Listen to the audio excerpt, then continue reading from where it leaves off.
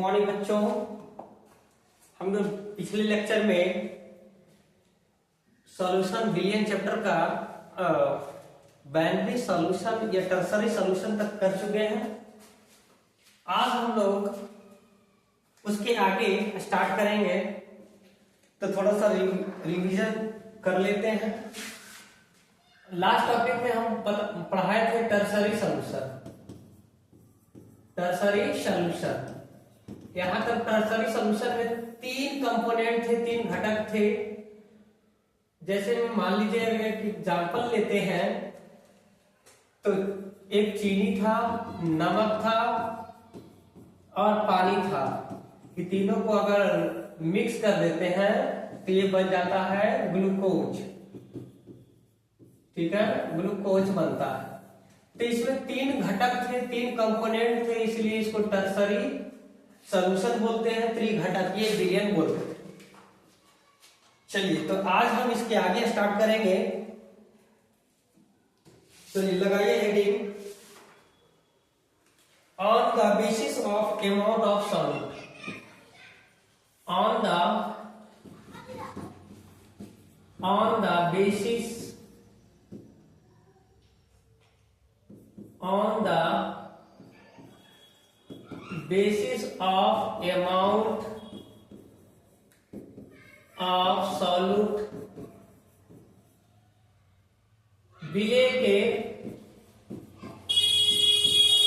आधार पर, विलेय के आधार पर,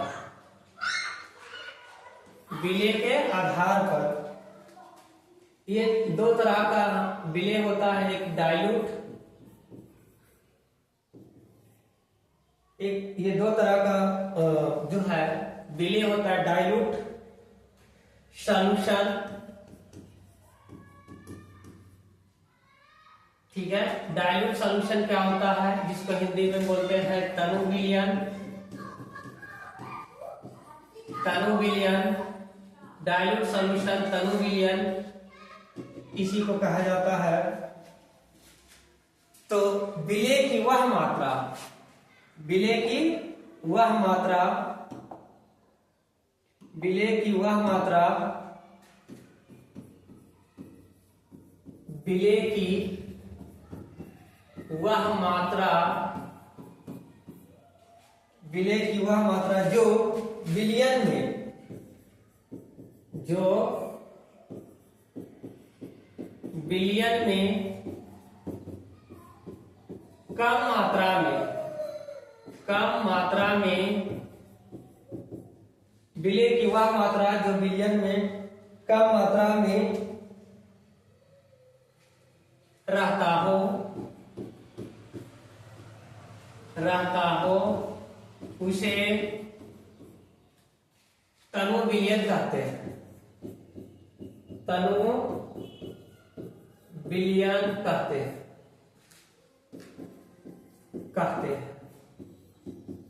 जैसे में मान लो बिलियन, जो बिलियन में कम मात्रा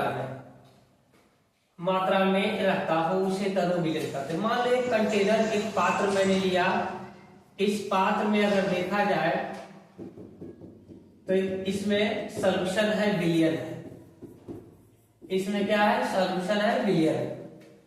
अब बिलियन, इस बिलियन में चाहे किसी चीज का बिलियन हो, इस बिलियन में विलेय की मात्रा, विलेय की मात्रा बहुत कम,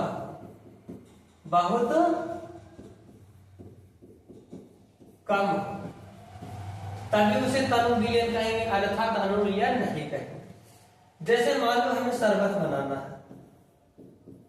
शरबत बनाना है तो पानी लिए और चीनी लिए। एक लोटा पानी में या एक गिलास पानी में मात्र एक चम्मच चीनी दिए। एक गिलास पानी में, ये गिलास है, एक गिलास पानी में इसमें वाटर भर दिया गया है और एक चम्मच जो है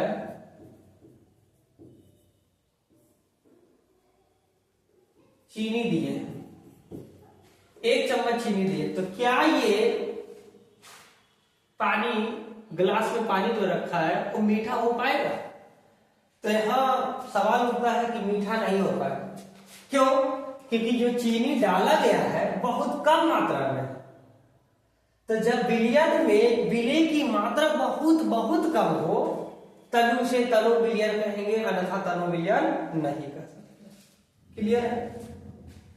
चलिए आगे हम बढ़े, आगे बढ़ते हैं। स्क्रीनशॉट लीजिए जल्दी से। अगला है सांद्र विलयन। बी में क्या है? कॉन्सन्ट्रेशन सॉल्यूशन सांद्र विलयन। सांद्र विलयन, कॉन्सेंट्रेशन सॉल्यूशन, सांद्र विलयन। सांद्र विलयन है क्या? कॉन्सेंट्रेशन सॉल्यूशन सांद्र विलयन है क्या? तो इसमें हम लोग देखते हैं क्या होता है सांद्र विलयन।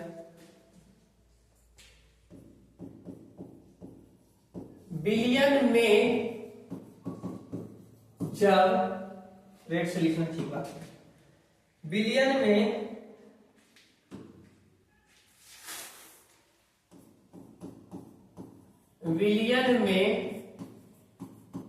जब विलय की मात्रा,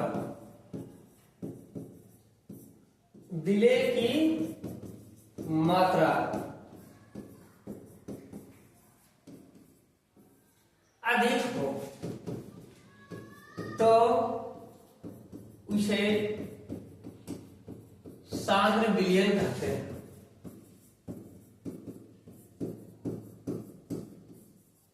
लेकिन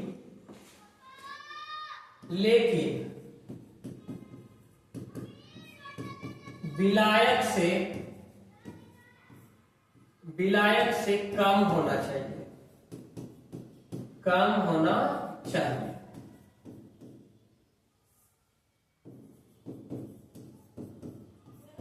ठीक है जी। विलयन में जब विलय की मात्रा अधिक हो तो उसे सांद्र विलयन कहते हैं। परंतु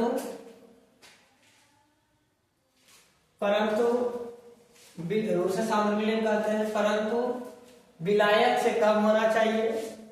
जैसे हमने कंटेनर ड्रॉ किया, इस कंटेनर में विलयन है, अब विलयन के रूप में पानी है, इसमें विलय डाल दिए हैं।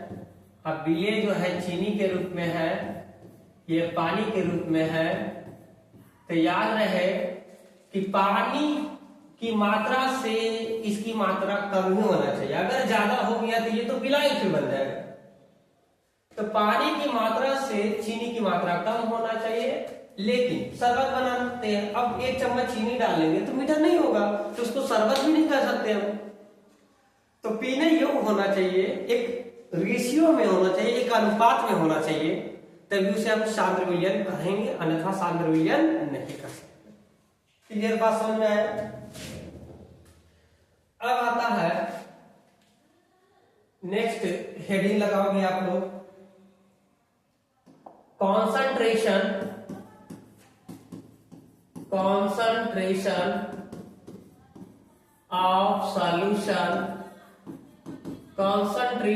सॉल्यूशन, विलयन का सांद्रता, विलयन का सांद्रता, कॉन्सेंट्रेशन ऑफ सॉल्यूशन विलयन का सांद्रता। अगर बात किया जाए विलयन की सांद्रता है क्या, तो विलयन में उपस्थित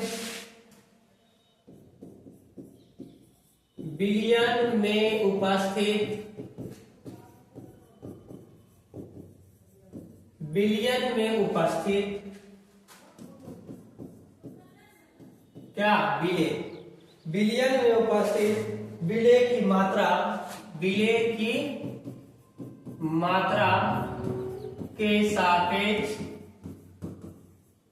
बिलियन में उपस्थित बिलियन की मात्रा के सापेक्ष बिलियन की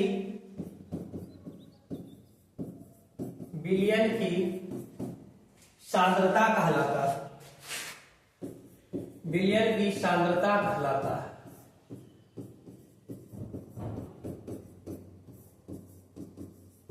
बिलियन में उपस्थित बिलियन की मात्रा के सापेक्ष बिलियन की सांद्रता कहलाता है। बिलियन में उपस्थित बिलियन की मात्रा के सापेक्ष बिलियन की क्या कहलाता है? सांद्रता। सांद्रता मतलब कॉन्संट्रेशन का जो फार्मूला होता है, सांद्रता का जो फार्मूला होता है, जिसका भी सांद्रता निकालना है उसे हम लोग ऊपर रखेंगे। तो यहाँ पर कह रहा है बिलियन की मात्रा के सापेक्ष बिलियन की सांद्रता कहलाता है। बिलियन में उपस्थित होना चाहिए, तो यहाँ पर लिखेंगे बिलियन और नीचे लिखेंगे, या तो आपको बिलियन लिखना है या तो आपको क्या लिखना है? बिलियन लिखना है नीचे, और नहीं तो विलायक लिखें। दोनों एक ही बात है, क्योंकि बिलियन का जो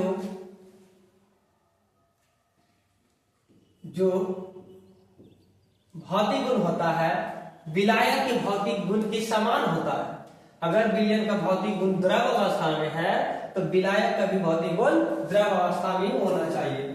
इसी कारण से नीचे जो है सांद्रता का एक फार्मूला निकल के आता है। सांद्रता के लिए फार्मूला क्या निकल के आता है? विलेय बटा बिलियन या फिर विलायक। विलेय बटा बिलियन या फिर विलायक। क्लियर है? विलेय बटा बिलियन या फिर विलायक। तो बिलियन में उपस्थित विलेय की मात्रा के सापेक्ष विलेय की सांद्रता कहलाता है। जो बिलियन में उपस्थित है विलेय की मात्रा मान लो 10 ग्राम है, तो उसके सापेक्ष विलेय की क्या कहलाता है? सांद्रता कहलाता है। विलेय का क्या कहलाएगा? सांद्रता कहलाएगा। क्लियर है? आप लोग समझ में आ रहा है? चलिए अब हम लोग जो पढ़ेंगे आज बारी बारी से, वो ध्यान दीजिएगा। तो जल्दी से इसको नोट डाउन करो, नोट करो इसे। चलिए हेडिंग लगाइएगा, different method of expressing concentration. Different method of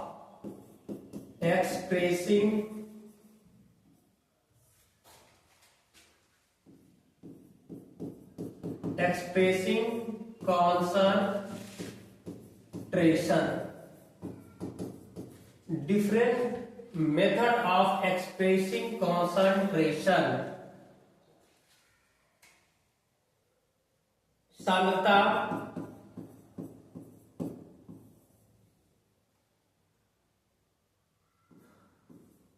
के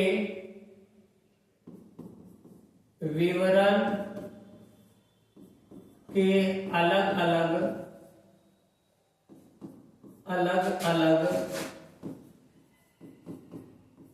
विधि। सांद्रता विवरण के अलग अलग विधि। ठीक है जी। इसमें से दो ग्रुप आता है। सांद्रता का दो ग्रुप आता है। सांद्रता मतलब कॉन्सेंट्रेशन का दो मेथड आता है। एक होता है ग्रुप 1, ग्रुप फर्स्ट। दूसरा मेथड होता है ग्रुप सेकेंड। ग्रुप फर्स्ट में आयतन संबंधी नियम है। आयतन संबंध नियम है। ठीक है। वॉल्यूम रिलेटेड रूल है। और ये द्रव्यमान संबंध नियम। इसमें दो नियम है। एक होता है आयतन पर डिपेंड रहने वाला नियम और दूसरा होता है द्रव्यमान पर डिपेंड रहने वाला नियम। आयतन संबंध नियम क्या होता है? जैसे आपसे पूछेगा परसेंटेज वेट बाई वॉल्यूम,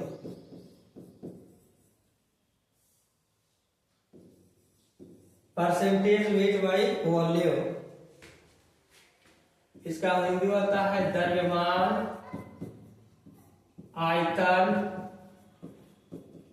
प्रतिशत, द्रव्यमान आयतन प्रतिशत, ठीक है, द्रव्यमान आयतन प्रतिशत, शॉर्ट फॉर्म में W/V% बोलते हैं, W/V% बोला जाता है।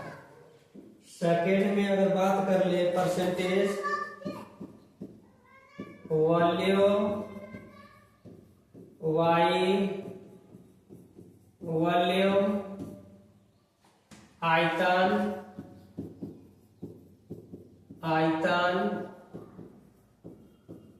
प्रतिशत, इसको बोलते हैं V/V%, ठीक है जी। तीसरा है स्ट्रेंथ,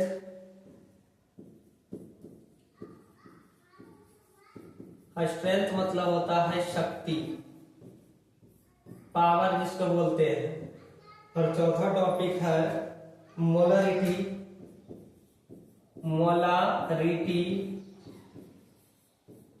मोलरता। फिर होता है नॉर्मलिटी,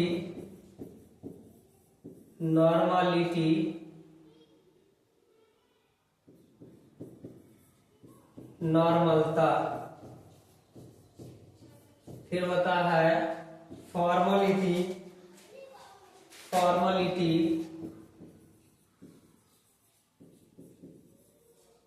फॉर्मलता,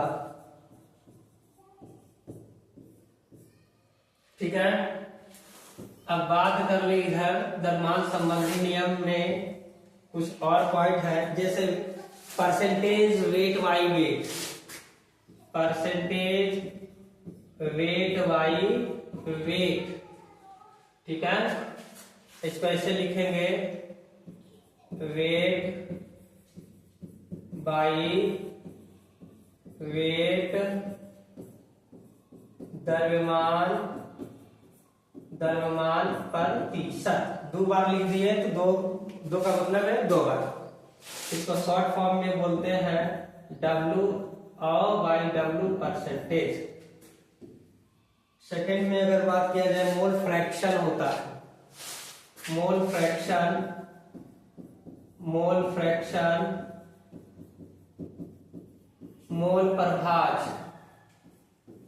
मोल प्रभाज, इसको X से डिनोट करते हैं, मोल प्रभाज, इसको X से डिनोट किया जाता है, ठीक है जी। इसे हम लोग किससे डिनोट करेंगे? X से डिनोट करते हैं। क्लियर बात समझ में आ गया? थर्ड टॉपिक है आपका मोलालिटी,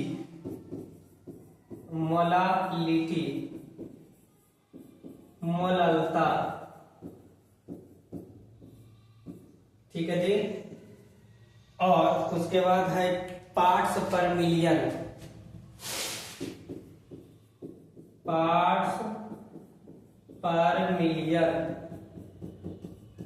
जिसको ppm बोलते हैं, ठीक है।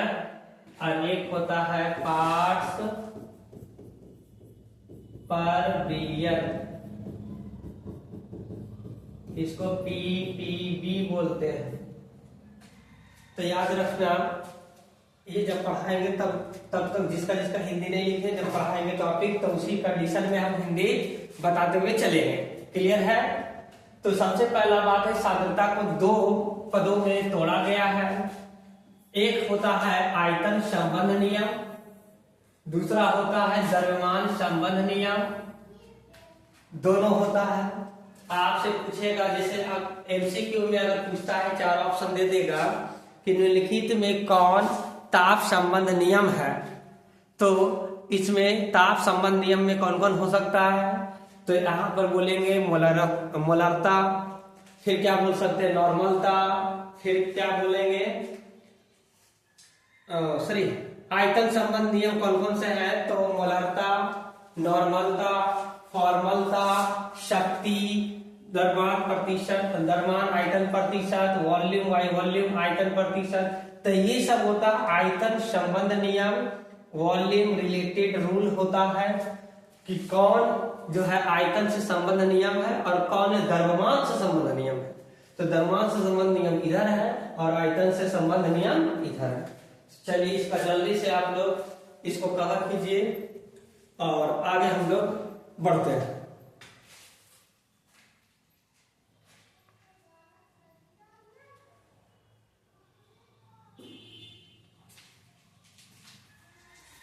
चलिए हो गया तो आगे हम लोग बढ़ते हैं। अब बारी बारी से हम लोग पढ़ेंगे। नंबर फर्स्ट में पढ़ेंगे परसेंटेज वेट बाई वॉल्यूम, द्रव्यमान आयतन प्रतिशत, द्रव्यमान आयतन प्रतिशत, द्रव्यमान आयतन प्रतिशत। इसमें लिखोगे 100 मिलीलीटर बिलियन में, 100 मिलीलीटर बिलियन में उपस्थित, 100 मिलीलीटर बिलियन में उपस्थित विलेय के द्रव्यमान की मात्रा को द्रव्यमान आयतन प्रतिशत कहते हैं।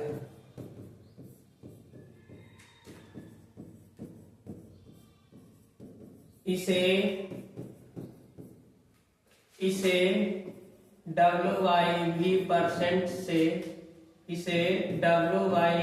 प्रतिशत के द्वारा सूचित किया जाता है।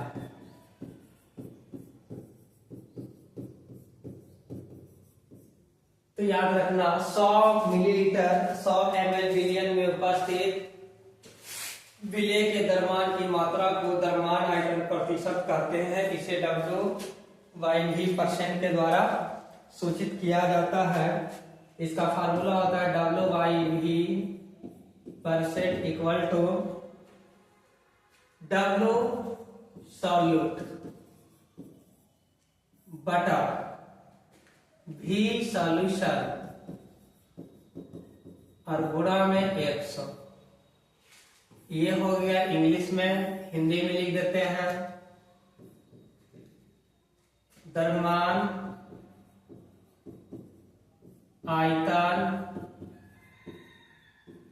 प्रतिशत। अगर बात कर लिया जाए तो विलेय का द्रव्यमान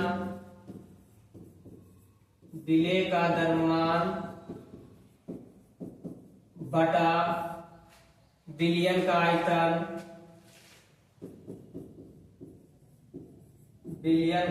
आयतन और गुणा में 100। तो ये हो गया आपका हिंदी मेथड में और ये हो गया इंग्लिश में। तो आप दोनों तरीके से इसे लिख सकते हैं।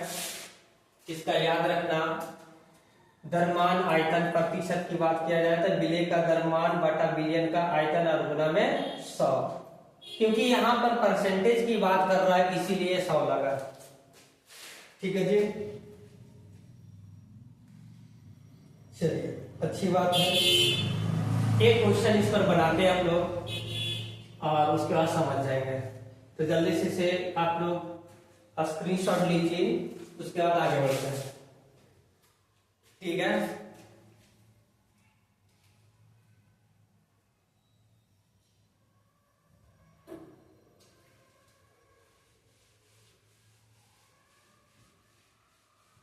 चलिए हो गया, आगे बढ़ते हैं।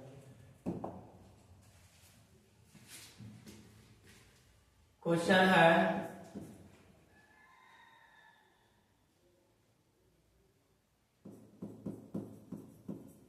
किसी जलीय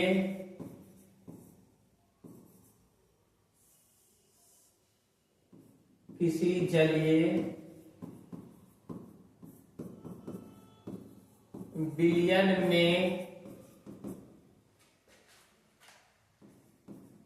यूरिया का 20% WIV है, तो उस विलयन में विलय का द्रव्यमान आयतन प्रतिशत ज्ञात करे। याद रखना यहां पर क्या होगा, याद रखो यहां पर क्या होगा, विलय का द्रव्यमान आयतन प्रतिशत ज्ञात करना है, जिसमें कह रहा है 20% WIV है, 20% WIV। तो याद रखना इसको लिखने का तरीका है, विलयन के 100 ml में 20% का मतलब होता है 20 ग्राम। अगर मान लो 100% लिखे, इसी को कन्वर्ट करके 100 ग्राम लिख सकते हैं। अगर 1% का मतलब होगा 1 ग्राम, 2% का मतलब होता है 2 ग्राम, 3% का मतलब होता है 3 ग्राम। तो इसी तरीके से 100% है तो 100 ग्राम लिख सकते हैं। तो यहां पर 20 ग्राम यूरिया लिखेंगे। क्या लिखेंगे? 20 ग्राम यूरिया। अगर मान लो 10 मिलीलीटर ऑफ सॉल्यूशन, विलयन का 10 ml, विलयन का अगर 10 ml रहता तो क्या होता, विलयन का अगर 10 ml रहता तो क्या होता, तो यहां पर 10 ml, देखो 100 ml में 20 ग्राम, तो 10 ml में कितना ग्राम होगा। यहां पर मान लीजिए 100 ml इक्वल टू कै ग्राम, 20 ग्राम होगा कि नहीं।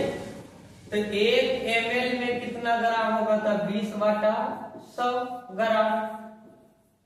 तो इसी तरह 10 ml में कितना ग्राम होगा, तो 20/100 और गुना में 10 कटेगा, ठीक है, कट जाएगा 10 ml। इसको काटेंगे तो इससे 1 0 से 1 0 का कैंसिल हो जाएगा। कै ग्राम होगा, 2 ग्राम होगा। क्या ग्राम हो जाएगा जी, 2 ग्राम होगा, ठीक है जी। कै ग्राम हो जाएगा, 2 ग्राम।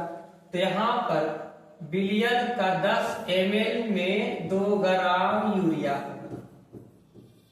क्या हो जाएगा, यूरिया। क्योंकि हम जानते हैं कि नीचे जो है 100 ml था, क्योंकि 100 मिलीलीटर विलयन में उपस्थित विलय के द्रव्यमान को द्रव्यमान आयतन प्रतिशत कहा जाता है, इसलिए कंपैरिजन 100 ml से था।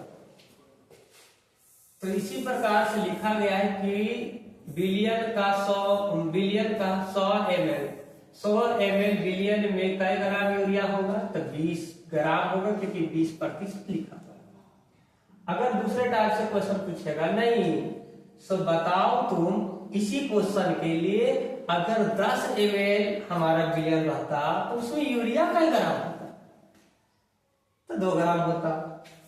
अब कोई पूछा नहीं, अब बताओ कि यदि 50 ml विलयन रहता, यदि विलयन जो है, विलयन का 50 ml अगर रहता, ठीक है, तो कितना ग्राम यूरिया होता। तो निश्चित सी बात है 100 ml में 20 ग्राम, तो 50 ml में कितना होगा, निश्चित सी बात है 10 ग्राम होगा। तो यहाँ पर 10 ग्राम यूरिया होगा। कितना ग्राम यूरिया होगा? 10 ग्राम होगा यूरिया। तो इस कंडीशन में इसका आंसर क्या होगा?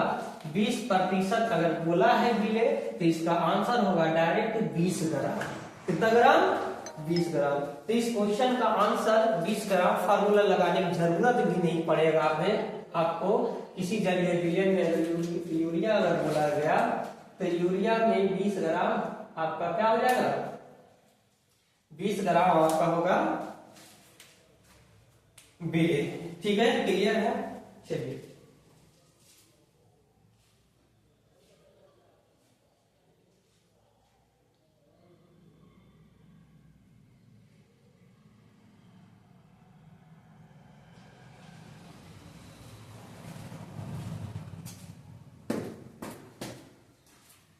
चलिए हो गया। आगे हम लोग बढ़े। एक और हम लोग न्यूमेरिकल करते हैं क्वेश्चन। न्यूमेरिकल एक और करते हैं। चलिए ध्यान दीजिएगा। अगर बात कर लिया जाए नेक्स्ट क्वेश्चन का, नेक्स्ट क्वेश्चन में 5 mole of glucose are dissolve in water to from 10 litre of solution. 10 litre billion में, 10 लीटर बिलियन में, ठीक है, 10 लीटर बिलियन में 5 मोल ग्लूकोज, ग्लूकोज का सूत्र क्या होता है बाबू? C6H12O6, C6H12O6।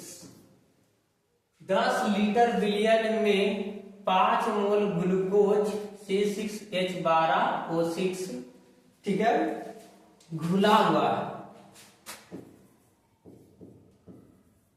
घुला हुआ है, घुला हुआ है। तो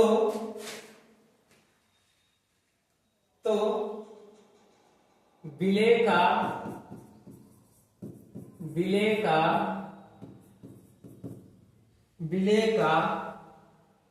द्रव्यमान आयतन प्रतिशत ज्ञात करें। बिले का द्रव्यमान आयतन प्रतिशत ज्ञात करें। बिले का द्रव्यमान आयतन प्रतिशत ज्ञात करें।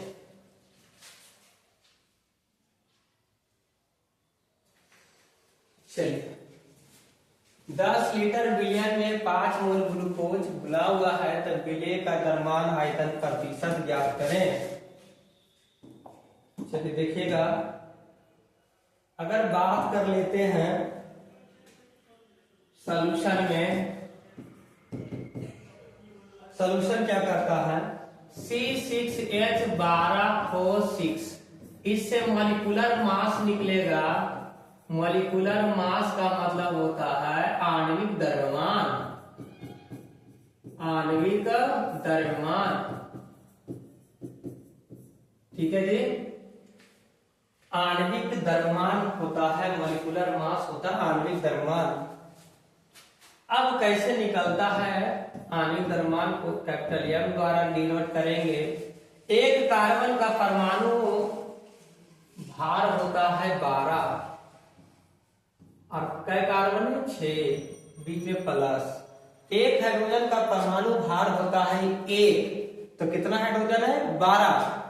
तो 12 गुना 1 करेंगे, मतलब 1 गुना 12 तो 12 प्लस। एक ऑक्सीजन का परमाणु भार होता है 16, लेकिन क्या ऑक्सीजन 6, तो 6 गुना 16 कर लो और टोटल को जोड़ेंगे तो 72 प्लस 12 प्लस 96, टोटल को जोड़ लेंगे 180 आएगा। कितना आएगा? 180। तो अब यहां से याद रखना, कुछ प्यारे बच्चे जो मोल कंसेप्ट नहीं पढ़े हैं उनके लिए मैं अभी फॉर्मूला लिखता हूं। फिलहाल यहाँ पर मोल निकालने का फॉर्मूला होता है मोल निकालने का फार्मूला, मोल को हम लोग n से डिनोट करेंगे। अब मोल बराबर होता है, क्या होता है, द्रव्यमान बटा आणविक द्रव्यमान। क्या होता है, द्रव्यमान बटा आणविक द्रव्यमान, आणविक द्रव्यमान। ठीक है जी। द्रव्यमान को हम लोग W से डिनोट करते, आणविक द्रव्यमान को M से, तो W/m हो गया। ठीक है जी। अब यहां से अगर मोल निकालना है, कै मोल दिया हुआ है, 5 मोल, तो 5 लिखेंगे। अब बराबर द्रव्यमान पता नहीं है लेकिन आणविक द्रव्यमान पता है, कितना लाए हैं 180, तो यहां से W बराबर निकल जाएगा 18×5 = 90, 900 ग्राम। कितना निकलेगा, 900 ग्राम विलेय निकल गया। अब आपसे पूछ लेगा 900 ग्राम जैसे ही विलेय निकाले तो आपसे पूछेगा द्रव्यमान आयतन प्रतिशत, परसेंटेज W/V। तो आपको पता होना चाहिए, जिसका भी निकाल रहे हैं विलेय का द्रव्यमान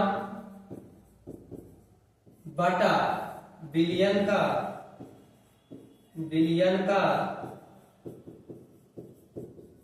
आयतन, विलेय का द्रव्यमान बटा विलयन का आयतन और गुना में कितना लिखेंगे, 100।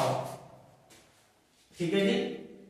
अब देखो इस फार्मूले पर हम रखेंगे तो मेरा क्या कॉन्सेप्ट बनेगा वो ध्यान देना है। विलेय का द्रव्यमान कितना लाए हैं, परसेंटेज W/V में 900, और बटा विलयन का आयतन, बता विलयन जो है कितने लीटर का था विलयन, तो याद रखना यहां पर दिया हुआ है 10 लीटर। 1 लीटर में होता है 1000 ml, तो बताओ 10 लीटर में 10 गुना 1000, 10 गुना 1000, अर्थात 1 पर कै शून्य, 4 शून्य, इतना। तो इतना भाई इतना प्रतिशत है, तो 100, 2 जीरो 2 जीरो कैंसल, इससे की वाला कैंसल, तो परसेंटेज W/V का मतलब कै प्रतिशत आया, 9% जो आया विलेय का मात्रा आ गया। 9% जो है विलेय का मात्रा आ गया। विलेय का मात्रा कितना परसेंट आ गया, 9%। क्लियर है, आप लोग समझ में आ रहा है। आगे बढ़े।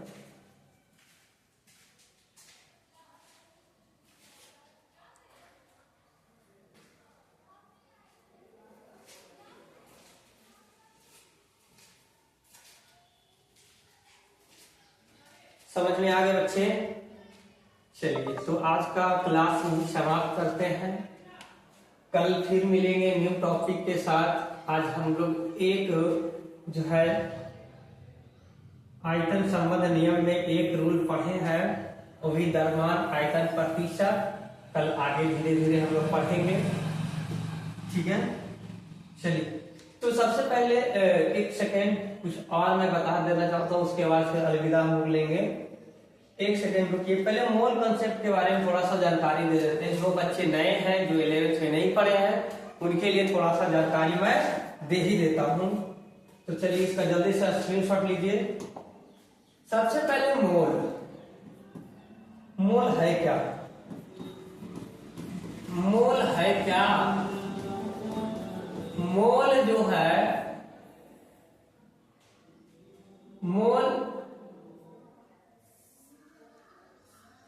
मोल एक एवोगाद्रो संख्या होता है। मोल एक एवोगाद्रो संख्या होता है। मोल एक एवोगाद्रो संख्या होता है। मोल एक एवोगाद्रो संख्या होता है, संख्या होता है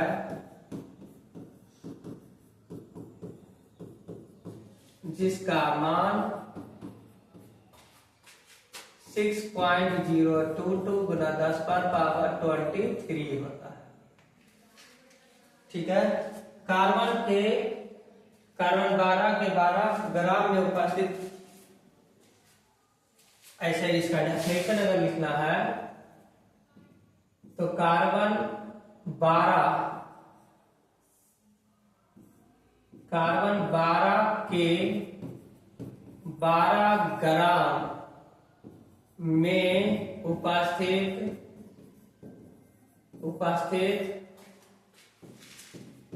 अणुओं, परमाणुओं एवं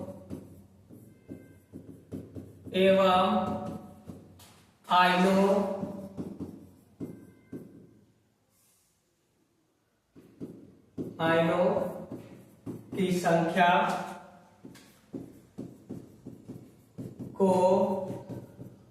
1 मोल कहा जाता है। कार्बन 12 के 12 ग्राम में उपस्थित अणुओं, परमाणुओं एवं आयनों की संख्या को 1 मोल कहा जाता है। कार्बन 12 के 12 ग्राम में उपस्थित अणुओं की संख्या, परमाणुओं की संख्या एवं मोलों की संख्या को 1 मोल कहा जाता है। क्लियर है? चलिए, आपको समझ में आ रहा होगा कार्बन 12 के 12 ग्राम में। जैसे अगर मान लिया जाए मोल की बात किया जाए तो कार्बन के 12 ग्राम में तो W बराबर हो गया 12 ग्राम, क्योंकि W बटा क्या होता है इसका, W/m होता है। ठीक है जी, W/m होता है, W/m होता है। तो कार्बन 12 के 12 ग्राम में तो 12 है, कितना ग्राम में, कार्बन 12 हो गया, 12 ग्राम में तो 12/12 काट देंगे तो कितना मोल आएगा, 1 मोल आ जाता है। तो इस तरीके से मोल को हम निकाल सकते हैं। अब मोल की कुछ फार्मूला होता है। मोल का 3 फार्मूला होता है। मोल का 3 फार्मूला होता है। मोल का 3 फार्मूला होता है। ठीक है जी, मोल निकालने के लिए 3 फार्मूले होते हैं।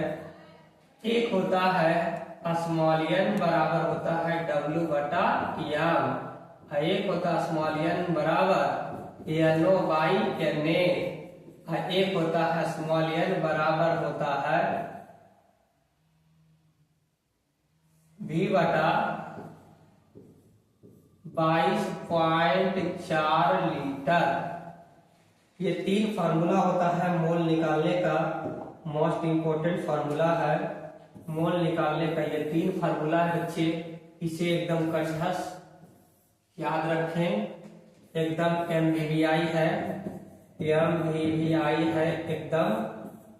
ये मोल निकालने का 3 फार्मूला होता है। कौन कौन होता है, N = W/m और N = NO/Na, N = V/22.4 litre. अब रह गई बात कि W और NO/Na भी क्या है, तो उसके बारे में थोड़ा सा जानकारी हम दे देते हैं। इसके बारे में जानकारी अगर लेना चाहते हैं तो हम दे रहे हैं।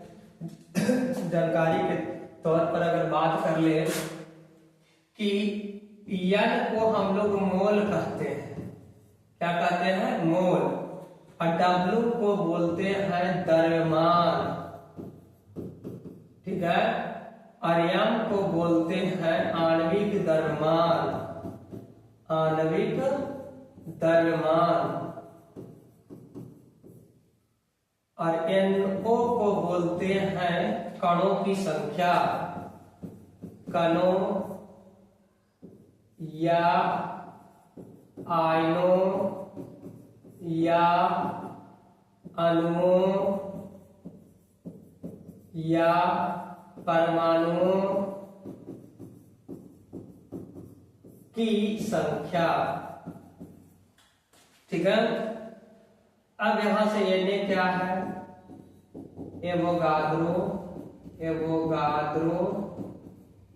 संख्या है। और V क्या है, आयतन है। V क्या है, आयतन है। तो इस तरीके से आप मोल निकाल सकते हैं। मोल का ये फार्मूला होता है। मोल को संक्षिप्त में कभी कभी यहाँ पर लिखते हैं क्या, इसको पहले आप नोट डाउन करो। ये 11th का टॉपिक था, यहाँ यूज है, इसलिए लिखना बहुत जरूरी है। सभी बच्चे इसको नोट कीजिएगा और ये इंपॉर्टेंट टॉपिक है मोल कॉन्सेप्ट।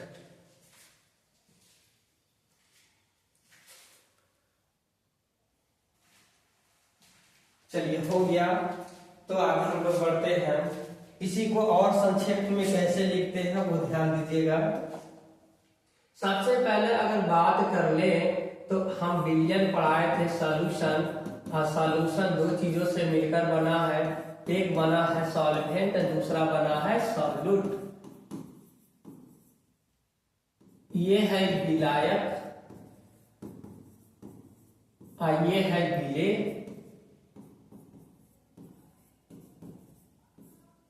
ठीक है, विलायक को हम लोग ए से डिनोट कर रहे हैं, विलेय को हम लोग बी से डिनोट करेंगे। याद रखना, विलायक को ए से सूचित करेंगे और विलेय को बी से सूचित करेंगे। ठीक है जी।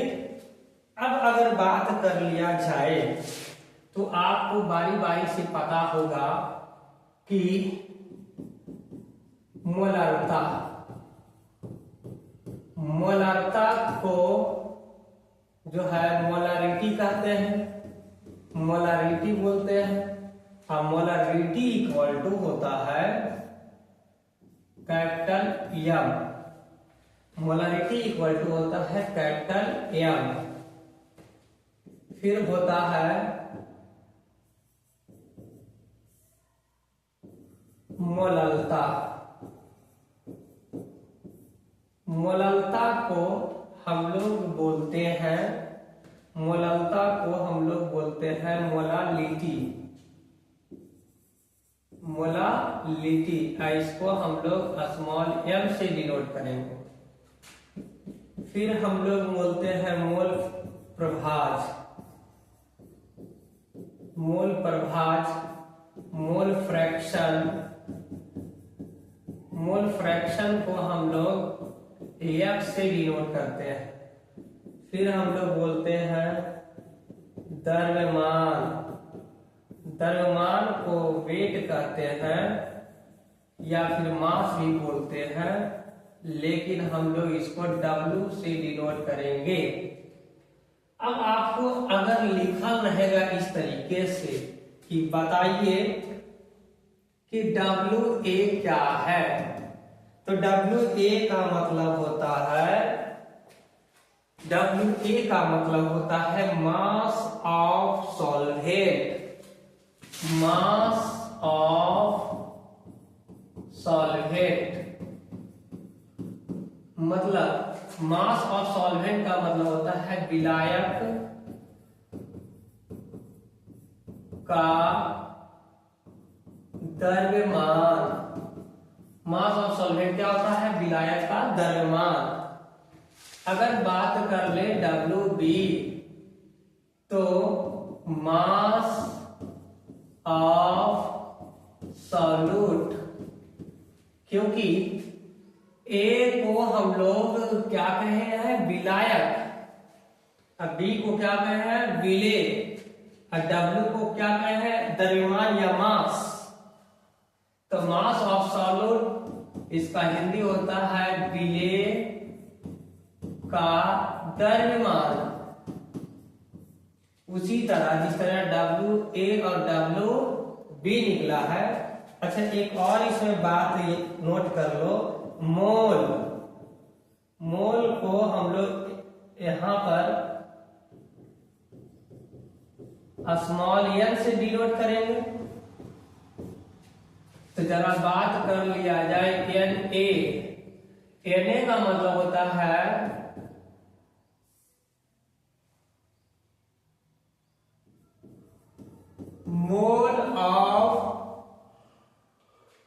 मोल ऑफ सॉल्वेंट, मतलब विलायक का मोल, यानी क्या है? मोल ऑफ सॉल्यूट, विलेय का मोल। उसी तरह यम क्या है? ठीक है।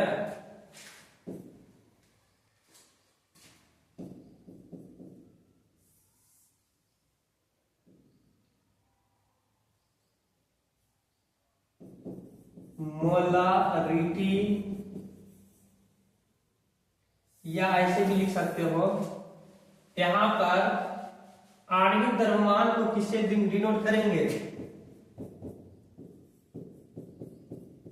आणविक द्रव्यमान, देखो मोलारता को भी कैपिटल एम, आणविक द्रव्यमान को एम से ही डिनोट करेंगे, लेकिन यहां पर कैपिटल एम ही रिप्रेजेंट समझना है। आणविक द्रव्यमान को मॉलिक्यूलर मास बोलते हैं, मॉलिक्यूलर मास बोलते हैं, और इसको भी हम लोग एम से ही डिनोट किया करते हैं। तो आपसे पूछेगा कि बताइएगा कि एम और ए पूछेगा, तो हम याद रखना हम आणविक द्रव्यमान के लिए चर्चा कर रहे हैं, ना कि मोलारता के लिए चर्चा करेंगे। तो आणविक द्रव्यमान में अगर चर्चा करेंगे तो ए का मान होता है, ए का मतलब होता है विलायक, मतलब एम का होता है मॉलिक्यूलर मास। तो इसको लिखते हैं मॉलिक्यूलर मास ऑफ सॉल्वेंट, मतलब विलायक का आणविक द्रव्यमान, आणविक द्रव्यमान, और एम बी क्या होता है? मॉलिक्यूलर मास ऑफ सॉल्यूट, विलेय का आणविक द्रव्यमान, विलेय का आणविक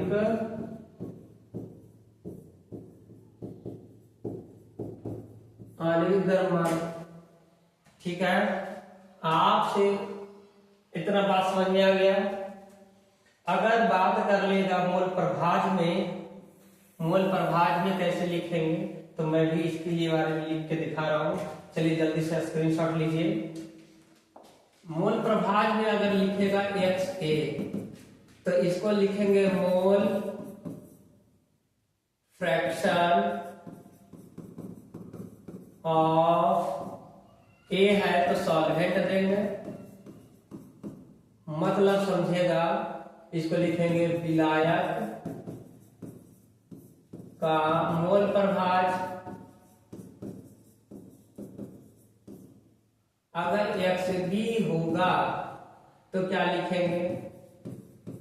मोल फ्रैक्शन ऑफ सॉल्यूट। ठीक है, मोल फ्रैक्शन ऑफ सॉल्यूट।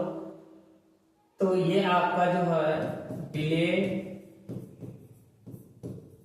का आणविक, विलेय का मोल प्रभाज, विलेय का मोल प्रभाज। तो इस तरीके से बाबू हम लोग जो है सभी के एक्सप्लेनेशन देखे हैं। आपसे जब न्यूमेरिकल बनाओगी, ये बनाएगा जो भी है, तो XA देगा। तो XA का मतलब है, यहाँ पर ये समझ जाना कि ये पूछा विलायक का मोल प्रभाज। अगर XB लिख देगा डायरेक्ट, XB इक्वल टू भाग, तो समझ जाएंगे कि विलेय का मोल प्रभाज। अगर NA लिख दिया है तो पूछेगा विलेय का मोल। अगर मान लो MA लिखा है, MA, तो पूछेगा विलायक का आणविक द्रव्यमान। अगर WA लिख दिया तो समझना है कि विलायक का द्रव्यमान। तो इस तरीके से हम लोग शॉर्ट फॉर्म देखेंगे। चलिए, यहाँ तक ये बात जो है 11 का टॉपिक था, मोल जो स्टार्ट किए थे 11 का था। आपको इसको लिखना ही लिखना है हर हालत में। उसके बाद हम आपका पहला टॉपिक पढ़ाए थे परसेंटेज वेट बाई वॉल्यूम, द्रव्यमान आयतन प्रतिशत। तो पहला टॉपिक था, उस पर न्यूमेरिकल भी 2 बनवाए हैं। और उसके बाद कल जो हम पढ़ाएंगे परसेंटेज वॉल्यूम बाई वॉल्यूम, फिर स्ट्रेंथ, फिर मोलरिटी, फॉर्मेलिटी, नॉर्मेलिटी, इस तरीके से हम लोग ग्रुप 1 को कंप्लीट करेंगे, उसके बाद ग्रुप 2 में जाएंगे।